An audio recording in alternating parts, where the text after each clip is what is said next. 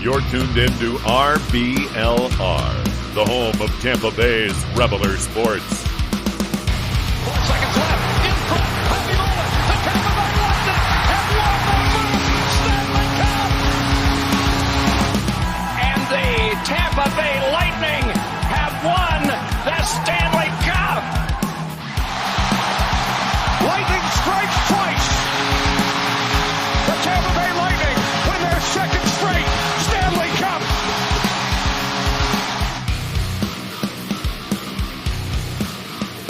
Hello, everybody, and welcome to RBLR Lightning. As always, my name is Jake Ricker. Alongside me is Matt Gannon. Joe, unfortunately, is not with us today. He had some things that were going on. He's on the injured list, if you will, today. But it's me and Matt taking you through for some Lightning hockey. Matt, how you doing today, my friend?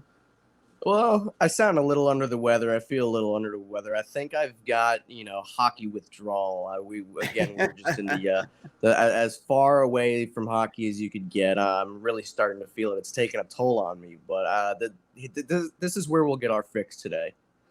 Well, the good news is we're right around the corner, and it's getting closer and closer. This offseason I feel like has been pretty darn quiet. I don't know about you, Matt, but there hasn't been too much going on, especially from the Lightning side of things. So it feels like it's taking a little bit longer than normal. Before we get into everything, I do want to remind you guys, if you make sure you subscribe to the channel so you don't miss out on future episodes. You can check out any of our old videos. We just wrapped up our report card series, so I highly recommend going and check out over there. All you got to do is hit subscribe, like, and you can share this video as well if you're enjoying it. We really appreciate it. It really helps us out. And follow us on social media at RBLR Sports or at RBLR Lightning. There's a whole bunch of different podcasts on this platform: Rowdies, Rays, Bucks, Lightning, tons of great content out there as well. So make sure you go ahead and do that so you don't miss out on future episodes. But today, going in, we got a couple signings to talk about. We've got some guys leaving, signing elsewhere to talk about. Lots to go over, so let's jump right into it, Matt.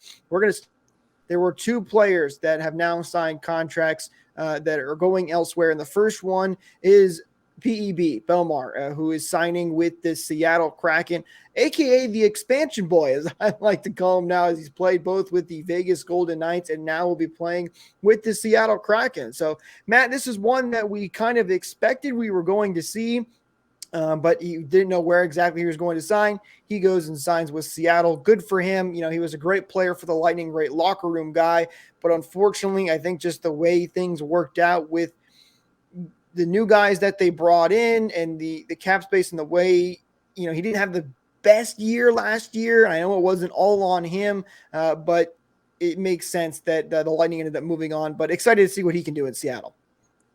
Yeah, this one, it was kind of written on the wall. We all, when we were talking about potential guys leaving, it was always maybe Killorn, maybe Colton, but it was always, kind of a guarantee that Bellemare was leaving.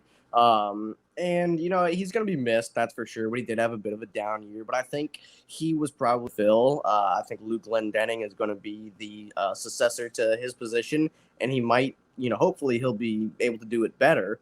But, still good on Bellemare for, being able to secure another contract with what some might call a Stanley Cup contender team. I mean, Seattle really had their coming out party last year, but still good for him being, almost 39 years old and still being able to get an NHL contract. Good for him. But again, I think he was, the most, air quotes here, replaceable player on the team. Yeah, and as you mentioned, Seattle is not a bad team. I mean, they made a good run in the playoffs last year, and they could easily do it again as their younger players continue to develop. And he's joining another former Bolt in Yanni Gourde over there in Seattle as well. So Lightning kind of do a little bit of a takeover over there in Seattle. So it'll be nice to see when he comes back to Tampa. I'm sure the Lightning will have a little mini tribute maybe what do you do a tribute for Bill? I mean, he's only on the team for a couple of years, but maybe he just gets like a quick little graphic and a thank you there or anything. What do you think, Matt? He made it all the way to the Stanley Cup final with us. I say maybe not a video tribute, but maybe art on the Jumbotron and a thank you PEB and just something quick, nothing to totally get rid of a commercial break for. Right. I mean, I agree with that. I think I could see him doing a quick little graphic up and doing a quick thank you. But continuing on that conversation, what about some of the other guys that have left? Because I saw this being discussed on Twitter, and I think it's an interesting conversation. And what is that point? Do you get a video tribute or just a thank you on the graphic screen or nothing at all? Because we also had Pat Maroon, who's departing from the team, and then you have Killorn will obviously get a huge one because he was such a big part of the team. But what about Corey Perry? That's an interesting one too. He'd probably get like a short one maybe. I don't know. That is kind of an interesting one as well. He definitely tough. I'd say he'd probably deserve it a little more than Bellemare, but at that point you're just kind of being, nitpicky. But yeah, with like Killorn, with Maroon, those dudes definitely they both of them deserve, half an hour each of a video tribute. Killorn especially. I think Colton would get one as well. But yeah, with Perry and Bellemare, they were only with the team for 2 seasons, but they made their impact. I wonder. That is a good question, Jake. I'm not sure what the Lightning are going to do. I think typically it's normally the bigger. Well, let's think about it. Everybody on the Lightning for the past couple of years has made a huge impact because they've been 2-time Stanley Cup winners. So it's every guy that we've lost has gotten a video tribute. But I'll be interested to see what they do for some of those guys. Like I said, I think Bellemare and Perry, I think they maybe get Perry probably, like you said, for me, it's a little bit of a longer one. Killorn's definitely getting the biggest one, but it's just, I don't know. It's where do you draw that line? I'm not sure. I've got it. All right. So I really hate to, it's like comparing your children, for Bellemare, probably just give him like a card on the Jumbotron and, everybody will clap and whatever. For Corey Perry, I'd put him, a notch above Pierre-Edouard Bellemare. And I say we get Paul Porter to say, hey, thank you, Corey Perry, something like that, and the title card thing. Just a little step back. Bit and above. then Pat Maroon. Yeah, and then Pat Maroon, Killorn, and Colton. I think all those guys deserve a video tribute. I mean, Colton, you can kind of argue against, but at the same time, dude scored the Stanley Cup winning goal. Colton's got to get one. Yeah. So that's my compromise right there. I like it. I think Colton absolutely gets one. And so for those that don't know, Ross Colton did sign a contract extension or a new contract, I should say, with the Colorado Avalanche at 4 years for $4 million per. Good for Ross Colton for going out and getting some money. That's a pretty nice contract for Ross Colton there. And it makes total sense and why JBB decided to trade him for his rights, because the Lightning could not afford that. There's no way. They just don't nearly have the cap space for that. And it's, as they say, it's the cup tax. And unfortunately, the Lightning were also dealing with a flat cap right now. So that's why the Lightning have lost so many guys. Matt, I think the Lightning are one of the unluckiest teams when it comes to, because normally teams can hold their cup teams. And that's how you get like Chicago, who had that dynasty and what was it, 3 cups in 5 years or something like that. I mean, teams are normally can hold on to most of their core guys. And the Lightning have as well, but they've had a lot of players from those back-to-back years leave because they just can't afford them. And that flat cap has really killed them. You can see it as kind of a blessing or as a curse too, because it was his heel with Chicago and also Detroit. They held on to their players. They were a little bit too loyal to some of these players. And, it's not necessarily a bad thing, but, towards the end of their runs, these players were not at all who they used to be, but they didn't want to give up. And, they wanted to still keep them on their team because they were the guys that brought you championships and whatnot. But you could see that, pretty much post 2008 Detroit, or I guess post 2009, once they made the Stanley Cup and lost to Pittsburgh in that back-to-back series. You could tell it was pretty drop off. It was gradual, but it took a couple of years or something like that. And you can see that they are still rebuilding from it. You could argue they might be able to make the playoffs this year. Chicago, they're still rebuilding from it. You can't really argue with them for making the playoffs, but it honestly, I don't want to call it maybe a blessing in disguise or anything like that, but it might keep things fresh. It might keep you searching for newer, younger, better players or something like that. but that is also, a level of mental gymnastics I need to do to make me feel better about it. If there But is one you know thing, what? I think you're right. I think you make a lot of great points, right? It's bringing a lot of new, fresh blood in. It's changing up the team. So, there's a big thing that people talk about all the time. And I remember it kind of happened to the Lightning in that third run when they were going for back to back to back is teams start to figure things out. Like the Lightning power play was lethal that first year, especially. And then teams kind of figured out, hey, we need to cover Nikita Kucherov and Steven Stamkos and cover that cross ice pass because they love to do it. And that's where they scored a ton of their goals. So changing that up and changing new players, getting new faces, while it stinks and you want to keep your players that won you a Stanley Cup, obviously, there is something to be said that it can benefit you a little bit. I think that's a great point.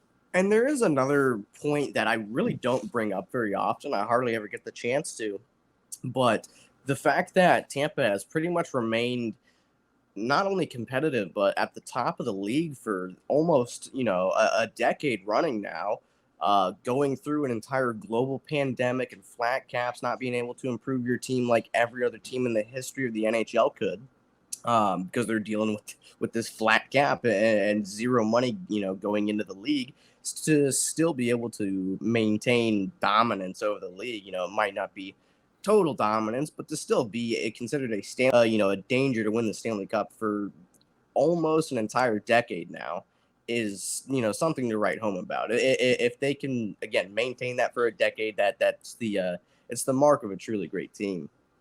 Absolutely. And Matt, this and the trade deadline are one of the hardest times, I think, for diehard fans of their teams because, you got your Ross Colton jerseys or you got your Bellemare jerseys, whatever it may be. And those things just unfortunately become out of style, right? When the players get traded or get signed. But you know what, Matt? You know what never goes out of style? If you head over to shop.rblrsports.com and check out the awesome team-inspired merch that we have, the Rays, the Lightning, the Bucks, the Rowdies. We got some awesome stuff over there. And the best part, you guys can use code BOLTS to get 10% off your order. It'll never go out of style no matter what's going on in the Lightning and the changing of the teams. Highly recommend you go over there and check it out. Links are also in the description as always right here on YouTube. So be sure to go check that out as well. So, all right, Matt, Splendid. I appreciate it. We got a big signing to talk about, and we've been talking about this guy for a while now on this podcast. He sparked a lot of debate, and I'm kind of bummed that Joe isn't here with us this week. We're gonna have to ask him about it when he comes back because I think me and him will have a heated debate, if you will. But Tanner Jeannot has re-signed with the Lightning for 2 years, and he's back. And they were supposed to go to arbitration, and they got the deal done before. The AAV of the contract is $2.665 million and a 2-year deal. And Jeannot has a modified trade clause that kicks in the second year of the deal. So, Matt, I'll just start off with give me your thoughts on the contract, and then I'll give mine. I like it. I really do. I'm a Tanner Jeannot apologist. I'm a Tanner Jeannot stan.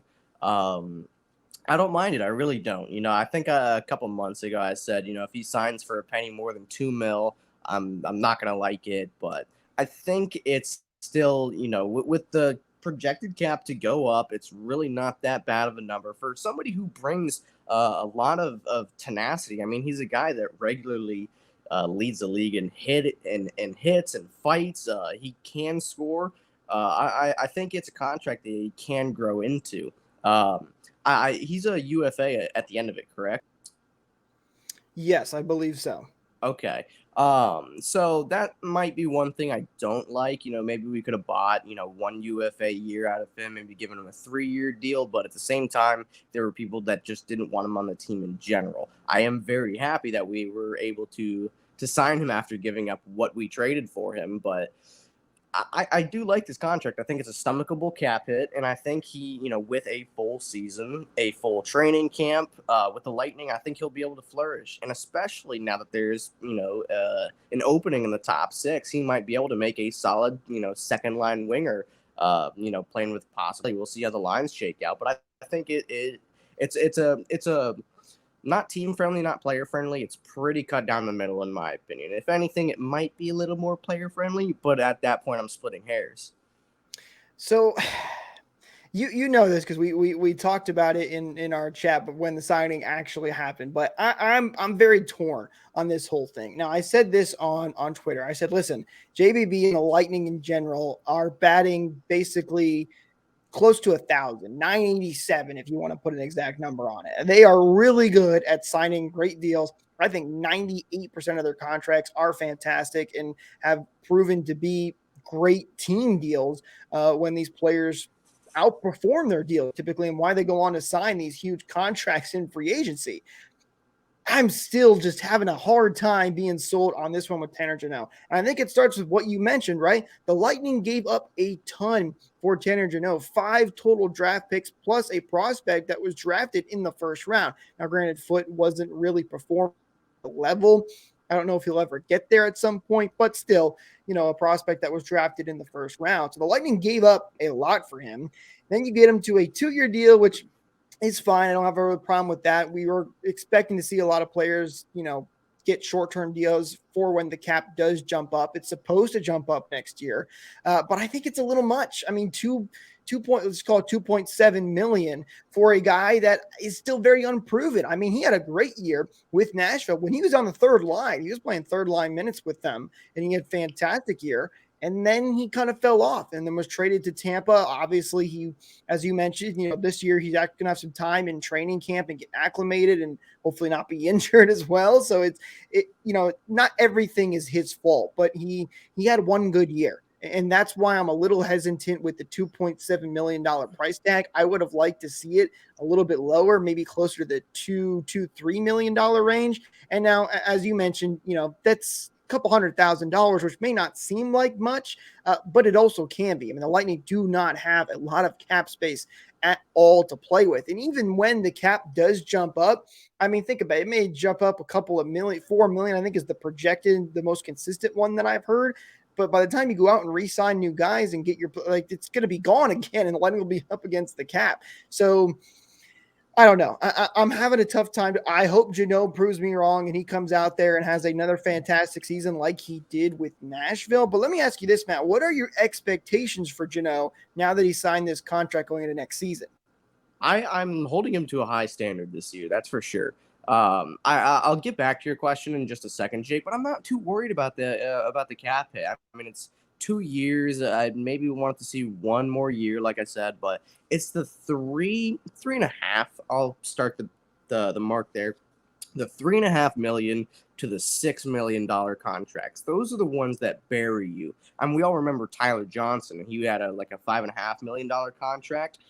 Those are the ones that kind of bury you and handcuff you. This one is stomachable. It's something that truly isn't really working out. It's easier to dump than 5 million, 6 million, and something like that. It's just a little bit easier to relocate that money elsewhere if need be. So, and he also, it's only no trade protection. I don't know if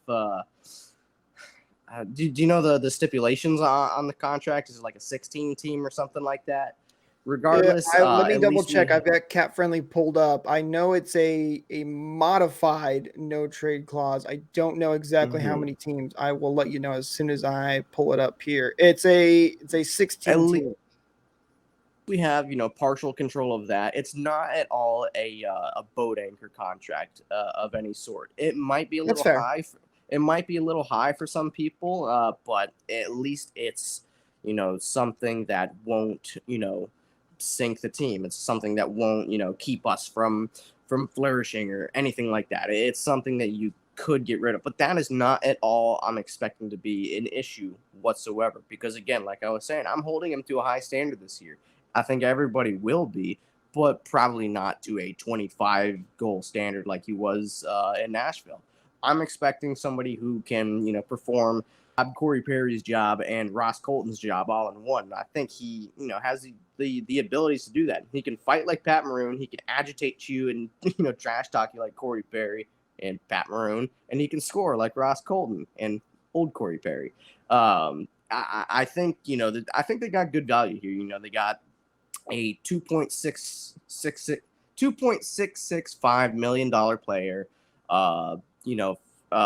in one instead of, three $1 million players, if you will. So that's the way I'm kind of looking at it. Again, I think he'll probably have an opportunity to play higher up in the lineup with the exits. ABB feels like taking a spot, but maybe that ship has sailed. That's a conversation for another day. But it's I don't know. Like I said a couple months ago, or about a month ago, whatever it was.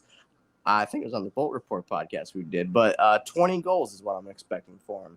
Doesn't have to, maybe 15 assists or something like that. Get in that range. That'd be, plenty to ask for. I think, if you can get over 30 points or something like that, and just have a bit of a bounce back year, he might even prove us all wrong. Again, you don't fluke your way into 24, 25 goals. He did have that year, but at the same time, this was an offensively challenged Nashville team. So it going to an offensively gifted Tampa team where he's going to be playing with the likes of Nikita Kucherov and Steven Stamkos and Braden Points. He'll have all the opportunity in the world to flourish, and hopefully health is going to be the biggest factor. It was as much as I really want to hate Scott Mayfield for it, because he's the guy that broke Kucherov's ribs back in the 21 playoffs. It was a fluke injury. It was just awkward. I don't think it's like he re-stressed or re-broke anything. It was just a really awkward fall or something like that. So I don't think there's a history with that. I think he aged rather well, and hopefully, for better or for worse, I hope it, prices us out. I hope he plays so well that we can't, buy him as a UFA once the contract expires. It feels weird to say that, doesn't it? But yeah, I mean, You're right about the 2 years part, right? Like, it's 2 years, and it's not like it's a 6-year deal and the Lightning are going to be screwed if he doesn't perform. That is true. And I go back to, though, I think it's the price tag. It's the whole thing with Tanner Jeannot has been the price tag, right? If they paid less for him, nobody's talking about this. I mean, it's the price tag that worries people. And listen, if he scores 20 goals, but it's irrelevant. It's so irrelevant now. What we paid for it. I get it. I get people are really hung up on it, but at the same time, I don't know if it's as easy for you to forget about it as it is for me, but it is irrelevant now. You're right. These guys are going to be the next Kucherovs that Nashville is going to draft or something like that. But that's a problem for 6 years from now. Well, and we can be mad about it. Also, to be fair as well, you can't judge these contracts when they're signed, right? You can make predictions. We can talk about what we're doing now, but at the end of the day, depends on how he performs and whether this will be a good or a bad contract. I love the description from Jay Fresh. If you guys are into the advanced analytics community and all those numbers. So he tweeted out Tanner Jeannot's player card, and he said Tanner Jeannot, who signed a 2-year, $2.7 million by Tampa Bay, is a bottom 6 winger who does 4 things. He deflects pucks, he hits, he forechecks, and he takes penalties. Sometimes the puck goes in, 2022, and sometimes it doesn't, 2023. I thought that was a perfect description of Tanner Jeannot and what he's been so far. Hopefully we're getting the 2022 Tanner Jeannot, because that'll make this contract look really good. Dom, who is from The Athletic as well and does all his advanced analytics, he was saying that this really isn't that crazy of a deal based on the model projections that they have. It's pretty consistent with what you would expect from a player like this. But again, I think it's the combination of the price they paid for him, and then, of course, he had a setback year last year that makes people worried. And I understand it. But as we kind of talked about here, he has a lot of things benefiting him this year, right? Going to be healthy, full offseason working with the Lightning. I don't think he's actually going to play top 6 minutes. I think he's going to play on the third line. That's where I am guessing he's going to be, and we'll get into more of that when we do a season preview. And I highly recommend you hit that like button and subscribe to the channel so you don't miss out on that episode when it comes around as we get closer to the season. But I think he'll play third line minutes, and maybe he's the guy we don't expect to score 25 goals. We expect him to be more of a tough physical guy, which the Lightning do often need. So we're going to have to, I hate saying it, but we're going to have to wait and see how everything plays out. It's an interesting topic to talk about because I do think it was a little bit high, but I definitely don't think it's the worst contract we've ever seen. And one One more thing to note as well, we've got three actually that left this offseason that played power play minutes. Killorn, Colton, Maroon, and Perry. Maroon and Perry and Colton were on the third unit. That's That true. unit's going to look a lot different. So I think we're going to see, Jeannot get at least some playing time on that second unit. So that'll, because I don't think he played, a lick with the second unit last year. He Of course, did. He's he never only played had a on the handful power of play. games. So I think that he might have a spot. Well, we'll see how training camp goes and what his if his skills can fit what the second unit's going to be looking for. But that's also something to consider. I don't really know much about his defensive game. Again, he forechecks like an ox in a china shop. But I'm never going to stop saying that. So I know he ended up as a -6, I want to say. Again, it's close enough to 0. I'm not, raising my eyebrows about it, but we'll see if you might be able to land a spot on the penalty kill as well. If you can play special teams, it makes you a valuable player. So hopefully he'll be able to, flourish 5-on-5 and, maybe make his mark with special teams as well. We'll just have to wait and see.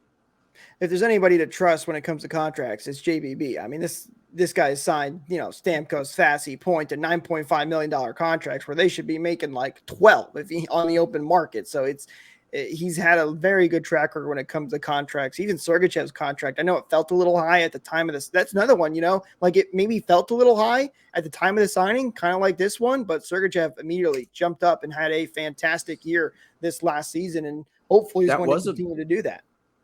That was a bit of a point of contention. I know I wasn't really a big fan of the Sergachev contract when it was signed. I was, I didn't like hate it or anything like that, but I was like, this is something he's going to have to grow into. I think he looked like an $8 million defenseman last year. Is that what it is? 8 or is it 8.5? Regardless, I think he, performed up to his contract level last year.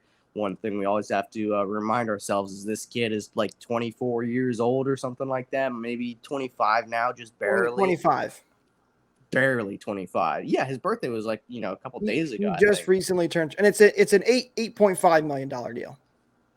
Regardless, like everybody else, like every other single team in the league is betting on the cap to go up. This will be, and this was actually some pretty, it was some pretty nifty, everybody was doing these deals this year, doing the 1-year deals this year. And meanwhile, we did our, due diligence the season prior, inking Sergachev to this deal, expecting the cap to go up. Hopefully, this past season, which didn't happen, but pretty much almost guaranteeing it to come up this next season. So I think, it will be, I think it will be a desirable deal.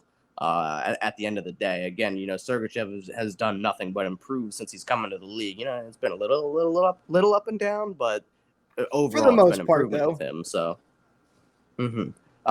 you did mention where we did talk about Colton earlier. What do you think about that 4x4 he got?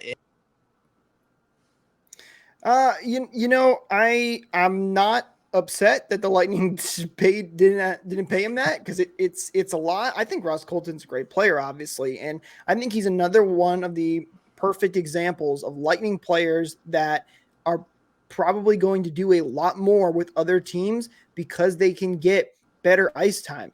I think a great example of that is Marchessault, right? When he left the Lightning, I mean, he was going to play bottom 6 minutes, and then he was able to play top 6 minutes elsewhere, and he really turned it into one of the top players in the NHL. I think Colton could have a similar projection, a similar role like that, where he could probably play a little more on Colorado than he did on Tampa. I think he's a great player, but I don't know if I would have paid him $4 million just because of all the talent the Lightning do have on the team. And it's nothing against Colton. It is purely just because the Lightning have so many great players. They've got a lot of prospects that are up and coming this year that we're going to talk about later as we get closer to the season. But I wouldn't have gone for it personally.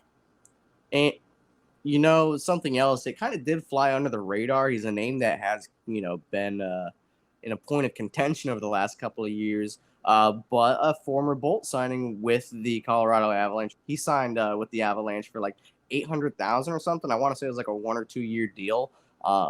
He's going to be playing with McKinnon again. He's a guy. He had a tumultuous term here with the Lightning. I was a big fan of his, but I wasn't really following all the behind the scenes stuff. I know, he had some, real, personal issues in Montreal. Things really didn't go his way whatsoever. Colorado, Tampa, Lance, Eureka says. But he's a guy that I still do cheer for, no matter what. We did win the Sergachev trade, but hopefully Drouin can get his career back on track, and maybe him and Colton end up playing on a line together. Matt, we didn't just win the Sergachev trade. We fleeced that trade. We demolished that, whatever word you want to use. That was a huge win for the Tampa Bay Lightning. One more thing I want to talk about, talking about contracts here, Matt, is I want to ask you this. Do you know how many no movement clauses or modified no trade clauses, how many clauses do you think JBB has given out for this current year upcoming? What do you mean for this current, for each player that has one active for the 2023 to 2024? How many guys have a either modified no trade clause, a no trade clause, or a no movement clause? Okay, so we know that Jeannot doesn't have one. It's not active this year. That is correct. I'm going to go with pretty much the entire core. I'm going to go with Stamkos, Point, Cooch, Vazzy, Sorelli, Chernak, Hedman. I'm going to go with all 7 of those guys. So the number is 9. 9 players. And actually, Chernak and Sorelli, like Chernak's no movement clause, or I think it's a no trade clause, doesn't kick in until next year. Sergachev also has one that kicks in next year. Tanner Jeannot's kicks in next year, but as of right now, it is 9. If you look at next year, when a lot of those kick in, let's see, you have 1, 2, 3, 4, 5, 6, 7, 8, 9, 10. You have 11 of them. So the Lightning really love to use their no trade clauses or no movement clauses a lot, and I've never really had a problem with it. Also, I say the Lightning will obviously re-sign Steven Stamkos. He'll definitely get one, so there'll be a couple more given out. The only reason I've never had a problem with all these that JVB loves to give out, basically gives them out like candy at this point, is because it's a great tool to use to keep the AAV down. That's how you get those lower cap hit numbers, because the guys are like, hey, I'm willing to get a little less if I can have a peace of mind that I'm more than likely going to stay here and I'm going to be put in one place. Players don't like getting traded. More often than not, it's a crazy thing for them to pack up all their stuff, especially when they've got families and everything's being moved around. So it helps keep the Lightning under the cap and get those great deals that we've loved. So I've never really bothered it. And for the most part, the Lightning have been able to navigate even players with, modified no trade clauses and still been able to move them. Pat Maroon had one and the Lightning were still able to trade him. So it hasn't really hindered them to the point of they can't trade anybody. I haven't seen that at all. Now, granted, I'm not, in JB's office. I don't know what the conversations are like down there, but I haven't really had a problem with it. But Matt, your thoughts on all these no trade clauses?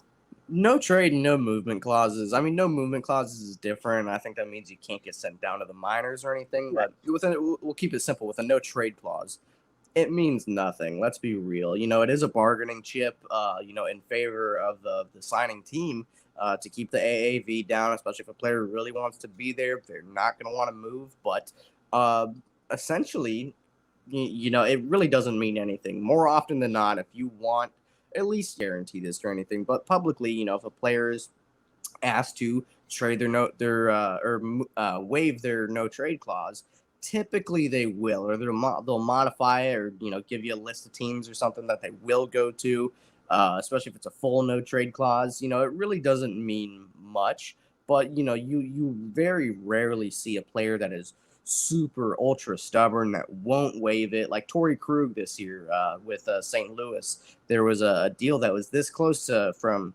going through with St. Louis and Philadelphia, and it kind of hinged on Torrey Krug if he would want to waive his no trade to whatsoever, and he stood pat, said, I'm not going anywhere. I signed in St. Louis, I'm staying here.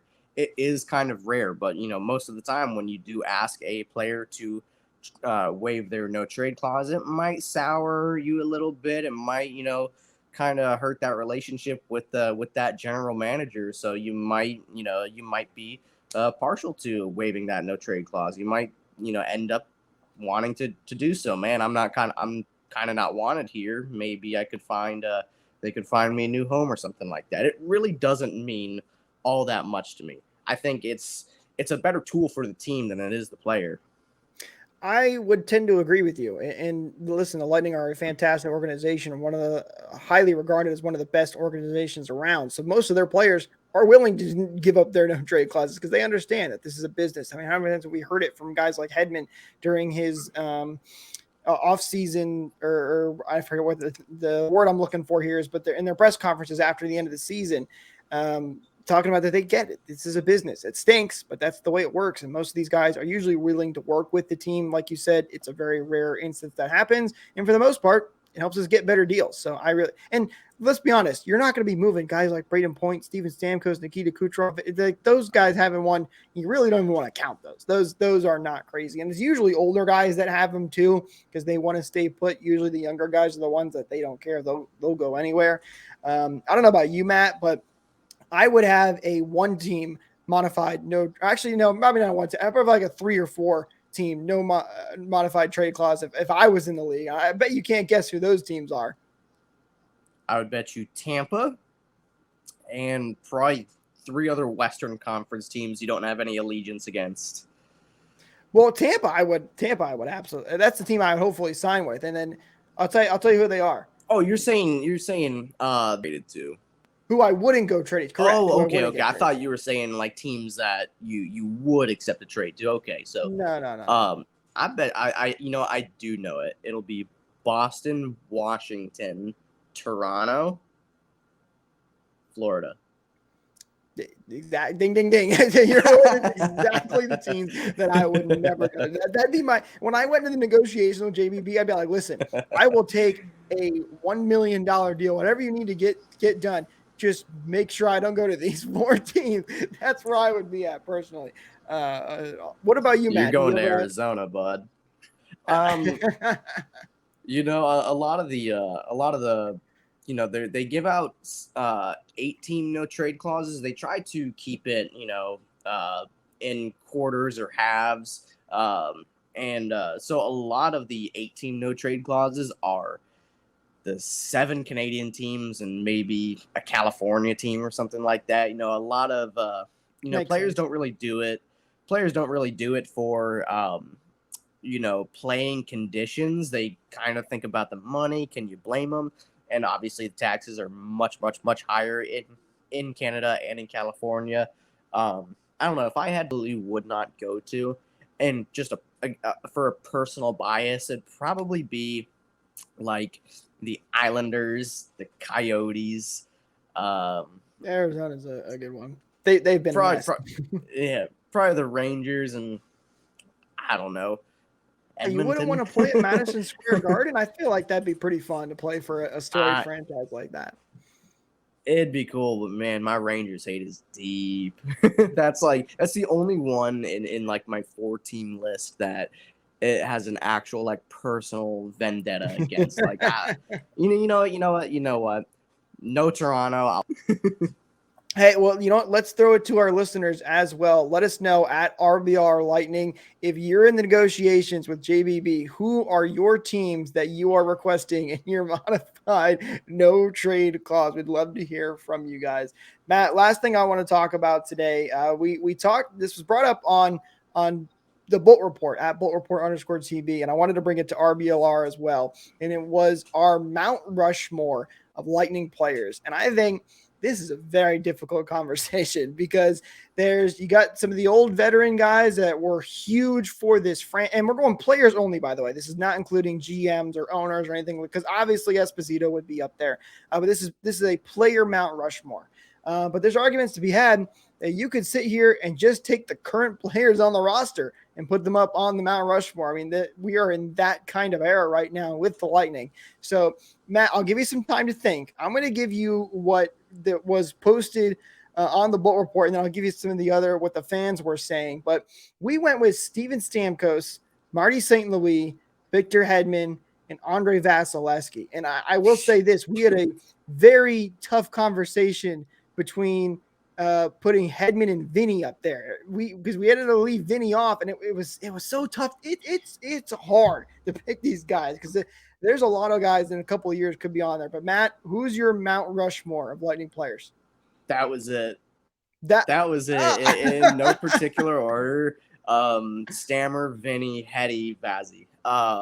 And the reason I put Hedman over Vinny, one is because of my personal bias. I was not around for the 04 Cup run, and just essentially Vinny's whole career, essentially. But another thing too, I want to balance it out. Have one defenseman and one goaltender and two forwards. It seems fair to me. Really, the final nail, Vinny, is going to be personal hardware. I mean, Victor Hedman has a Norris Trophy and a Conn Smythe Trophy and an extra Stanley Cup.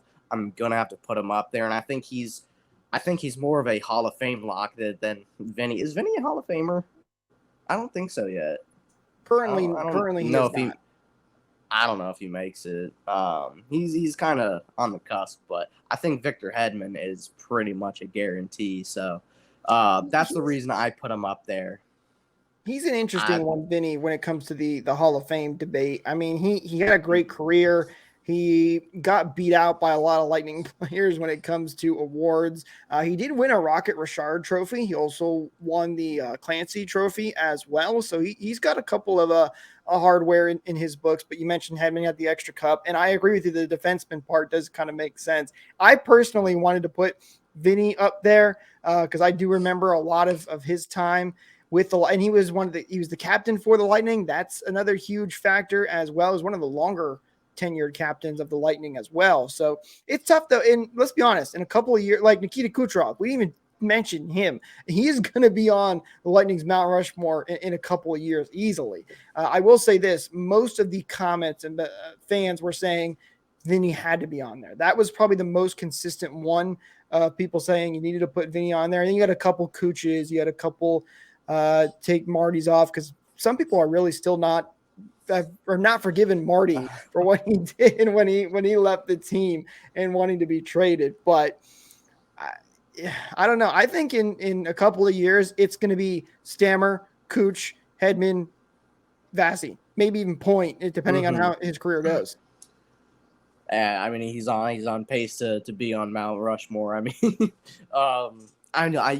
Who would you put for the eras, the 04 and the 2020 teams?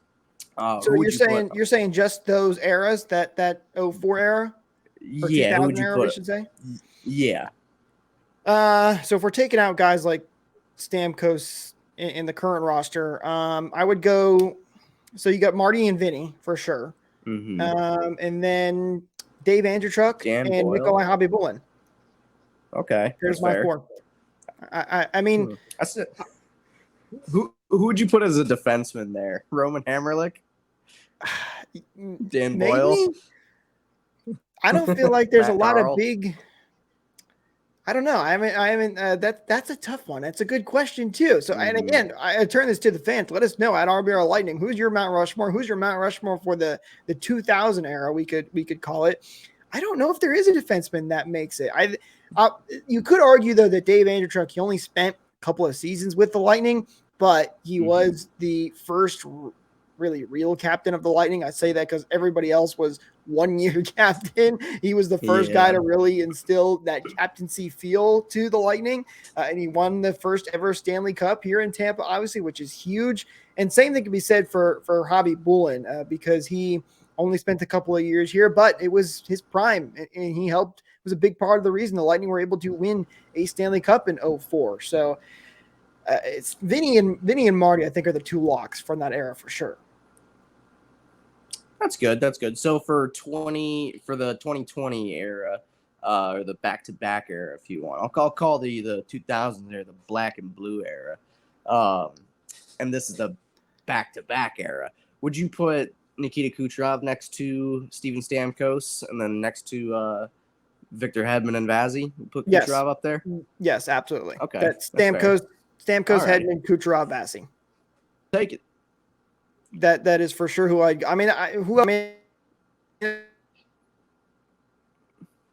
Perry. The only other guy that you could maybe argue is, Court Bogosian, right? No, the only other guy that you could maybe argue is Braden Point, but I think it's too early for him.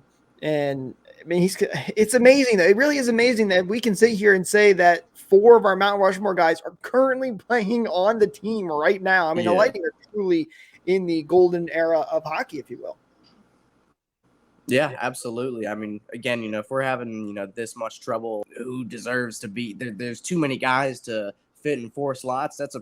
In 30 years, that's a great problem to have. I really enjoy having that problem. Yeah, absolutely. No, that is a definitely good problem to have. Guys, that's going to do it for us today. Let us know in the comments or at RBR Lightning what you guys think on any of the conversations that we had today. We'd love to hear your guys' thoughts. Don't forget to like and subscribe and share the video if you really did enjoy it. It really helps us out. We really appreciate it. And thank you guys so much for listening. Talk to you next time. Go Bolts!